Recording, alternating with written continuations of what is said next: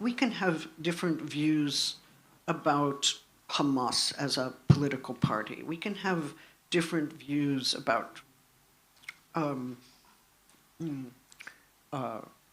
armed resistance. But I think it is more honest and historically correct to say that the uprising of October 7th was an act of armed resistance. It is not a terrorist attack, and it's not an anti-Semitic attack.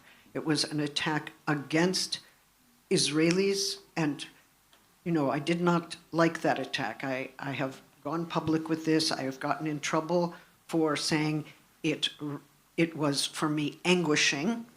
It was anguishing. It was terrible. However, I would be very foolish if I then decided that the only violence in the scene was the violence done to Israeli people.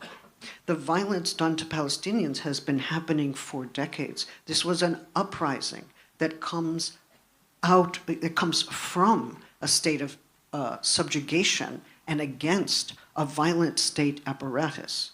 Okay, let us be clear.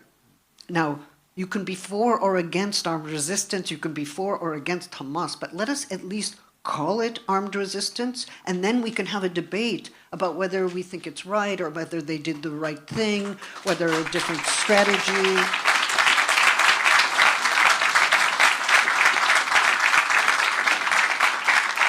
But the problem is if you call it armed resistance, you are immediately thought to be in favor of armed resistance and in favor of that armed resistance and that tactic. It's like, well, actually, maybe not that tactic, and we can discuss armed resistance. It is an open debate.